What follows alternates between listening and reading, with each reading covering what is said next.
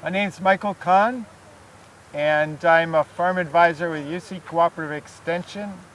We're at the Pryor Ranch of Huntington Farms in Soledad.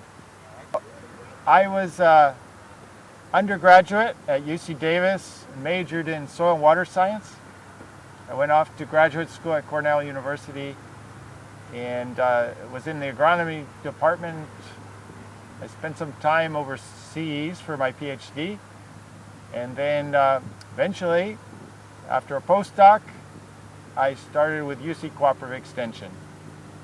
Yeah, so working with the vegetable industry, I understood that growers had to change how they were managing their fields. They tended to have a template approach or a program approach where every lettuce field got similar amounts of nitrogen fertilizer, pretty much similar amounts of water. They use the same sort of recipe for every field. But as we know, the weather's different in different times of year. The soils are different in different fields. The water is different quality in different wells. And so we want to be able to integrate all that information together to give some decision support to growers so they can manage each field for its specific conditions. And we're interested in helping growers save on water and nitrogen fertilizer and also protect the groundwater from nitrate leaching. So Crop Manage is a web-based tool. So it's software that operates essentially in the cloud. It's hosted on Amazon Web Service now. And it pulls in information from different sources. So when you set up a farm on Crop Manage, it pulls in soil maps that are online. It pulls in weather data from the CIMIS weather network, and it can also pull in information from sensors. It stores all that information into what we call a database that's in the cloud. And so a grower only has to enter information into Crop Manage once, and it's stored in there. So the type of crop he's growing, the date he's planted, all that information stored in there.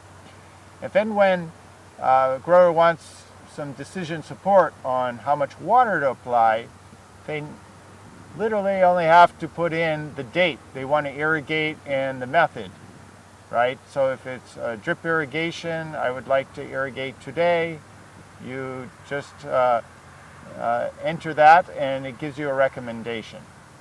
And the same for fertilizer.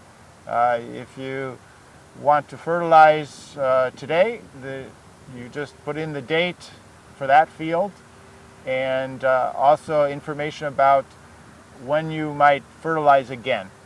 That minimum information can give you a recommendation based on the models that we have in Crop Manage. Well, in this field, you'll have all the irrigation events, right? And this field was germinated from seed using the drip irrigation system. So normally, many fields are sprinkler irrigated to establish the crop. This one's different. And so you can see how much water was used initially, and then you'll see a break in time where they're not irrigating because they've already gotten the crop established, and then they thin it and then start irrigating again. So you'll see that break. At the same time, you can look at each of the irrigation events, and you can see how the water was managed. You know, is the questions to ask, is the flow rate constant or is it bouncing around? From irrigation to irrigation, is it similar rates of water they're applying? That would suggest whether they have good control over the pressure of that drip system. So just looking at all that data, you get a sense of how the water's managed. And then you can also see what the soil nitrogen levels are, because we do enter some of those values. There's a person on the ranch that goes around and measures soil nitrate before they are going to fertilize. And so you can see what those values are versus what the crop managed recommends in terms of fertilizer. And we also have values for the nitrate concentration in this water. And that can be used, that information can be used in setting up an accurate fertilizer recommendation. Well, for some growers, they've had some significant impacts in fertilizer use. It's essentially, one example is growers saved about, I think, $100,000 one year on his lettuce operation, part of his business, in terms of saving in fertilizer. And so that's quite significant.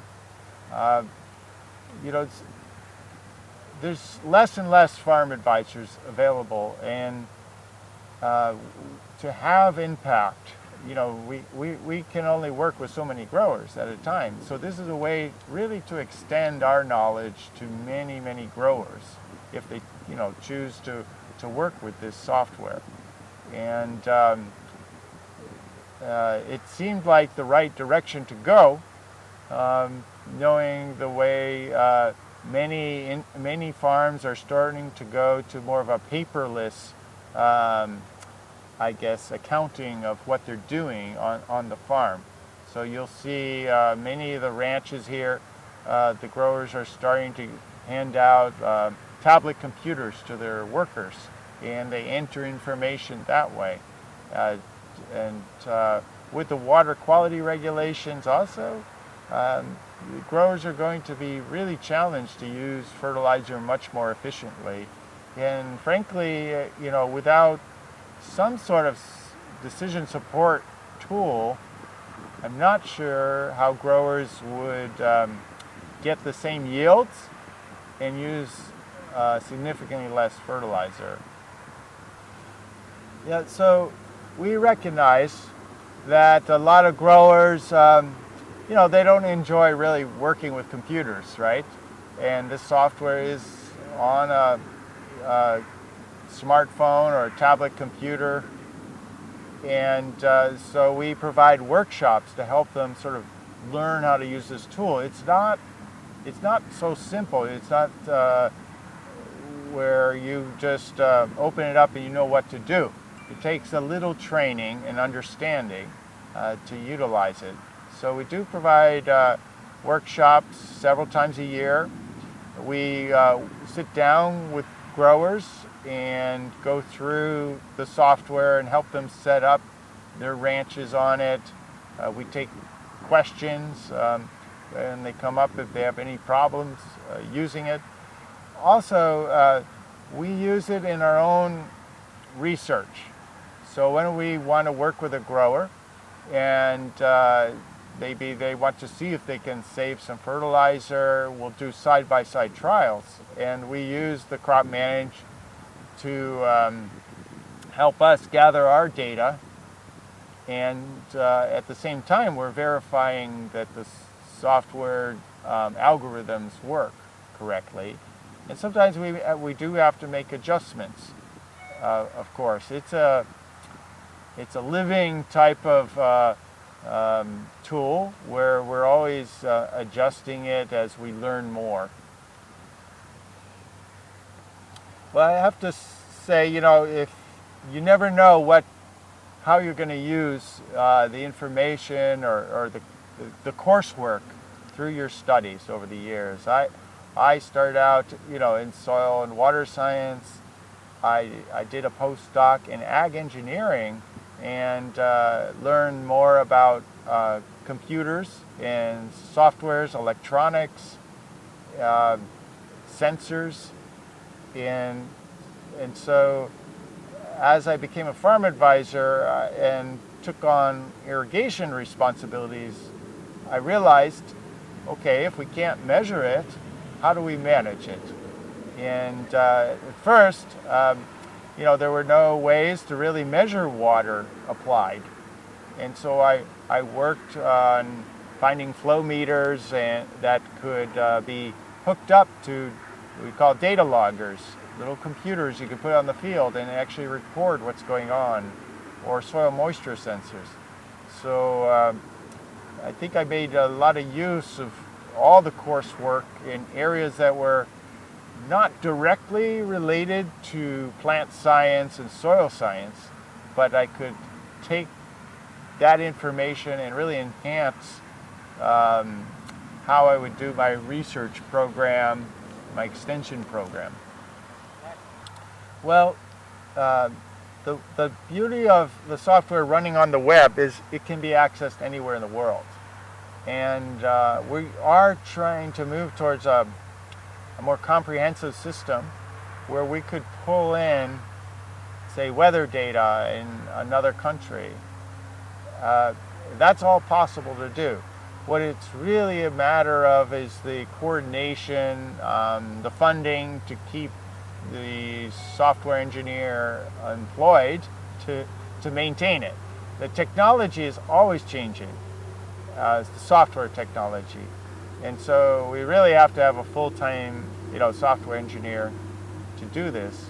Currently, we are working, collaborating with the University of Hawaii, and they have their own weather stations on Hawaii, on Guam, and American Samoa. And we're pulling all that into Crop Manage. They developed their own versions of the models that we have been adding to Crop Manage. So even, in Guam, they can use Crop Manage. So it can be done. Yes, I think if you look at this valley, a lot of the workers, they don't have a lot of good education, right? They learned it on the job. And so growers are looking for students. They're ready to learn about the production, but bring a lot of new skills to their operation. And so I think, whether you're learning about Crop Manage or you have some enhanced skills beyond just plant production, whether they're managerial or you understand how to use software and computers, that's all going to be a big plus because a lot of the growers are looking towards the future and realizing they have to make some very large changes going forward.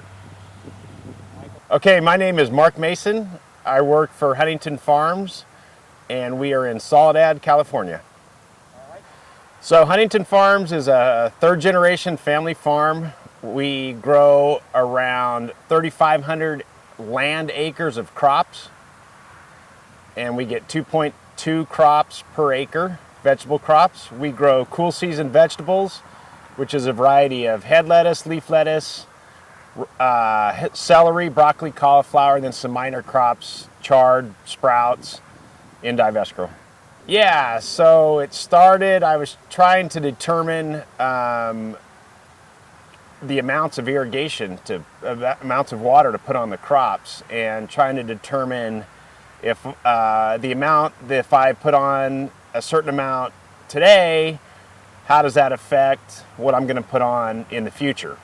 And that just got me talking to Michael. This is maybe 6-7 years ago, and talking to him, and he was working on the Crop Manage program, and we just continued dialogue, and here we are. Yeah, so it's interesting. My call to Michael was about irrigation. From there, we've actually used Crop Manage mostly for nitrogen applications. So we're not even really using it for my original dialogue, but we now, on all of our lettuce acres, which is about 4,000 acres a year, we put all of that information through Crop Manage. I have a staff of soil samplers and computer input people that will then put it. So we'll pull soil samples, and it's reduced. Number one, it got us to pay a lot of attention to our low-hanging fruit. We reduced the nitrogen in our pre-plants. We fixed a lot of leaks. We fixed just basic irrigation problems we had on the ranch. Calibration of tractors, calibration of drip fertilizer tanks for input of fertilizer. We started with all of that, and then from there, now we pull soil samples and we make accurate applications based on what the soil samples tell us. Okay, so on both sides of me, you've got romaine lettuce. It's 2 seed lines on a 40-inch bed. This is probably planted about 45 days ago, probably 30 days ago. This is going to be harvested as fresh market. It's not processed, so it's being grown for fresh market romaine. Yeah, so I actually grew up working on a small Christmas tree farm, how I got into agriculture. And what drives me on for this is I see that we need to take care of the land. We need to reduce our inputs. We need to, whether it's water, fertilizer, fuel, whatever, plastic. I see that we need to take care of what we're doing. I feel like there's a huge need for technology. Huge need, and whether that's PhDs or 2-year tech people, there needs to be this whole new group of educated people that understand the relationships between water and fertilizer and things like that. That I think some of us, including myself, we're just kind of missing. Somebody needs to put it all together. Listo.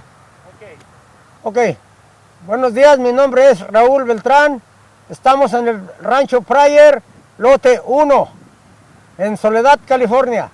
Mi trabajo es mayordomo del riego.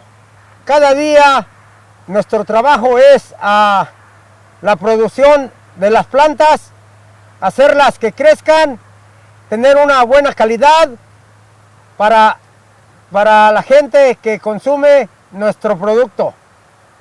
Hasta ahorita no la hemos usado con Mike, pero Mike me está guiando en el sistema cómo trabajar. En un futuro vamos a trabajar un poquito más con Mike en la computadora. Esta lechuga, para crecerla se lleva mucho trabajo, especialmente en las aguas, echárselas al tiempo, que mojen lo suficiente para la raíz, que nos dé un producto muy bueno. Segundo lugar, aplicarles el fertilizante cuando lo necesite la planta. Tenemos una máquina que quema la lechuga para desaijarla para que nos quede a 8 pulgadas de largo. Es una máquina. Sí. La diferencia entre una máquina de lechuga para desaijar y meter gente, la compañía se ahorra bastante dinero con la máquina de desaige. El costo con mano de personas sale un poquito más alto. Tenemos este con drip y el lado norte lo germinamos con sprinkle. El trabajo de nosotros es muy duro, pero todos aquí empezamos sin saber y ahorita sabemos mucho de agricultura. Yo les recomiendo a los estudiantes, si quieren aprender la agricultura, se enfoquen al field y al trabajo que hacen y nos da muy buenos resultados. El saber nos ayuda a muchos a ir para adelante.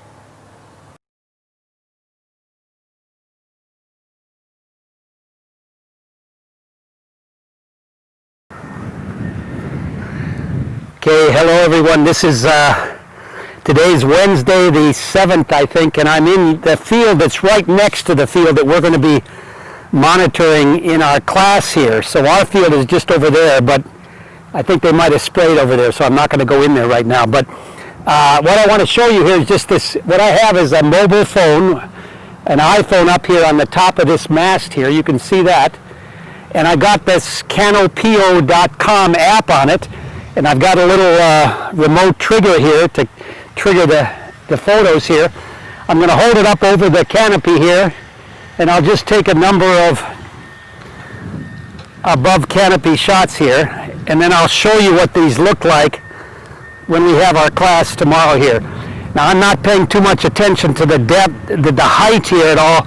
You'd have to do this in a much more precise way than I'm doing it here to get good images here, but I want to just show you the idea here of this software package that calculates what's called percent canopy cover. The canopy is the leaf area of the crop, and we want to figure out how much of the ground cover is being shaded or covered by the crop canopy. So that's the idea here, and I just wanted to show you what our field that we'll be monitoring behind the scenes over the farmer's shoulder here with the Crop Manage program here. So today is just one day before I show you this in the class there, but I wanted you to see how this is actually done. It's a very good technique here. You can get a lot of, it's not perfect, but it gives you some good starting information with this app. Okay.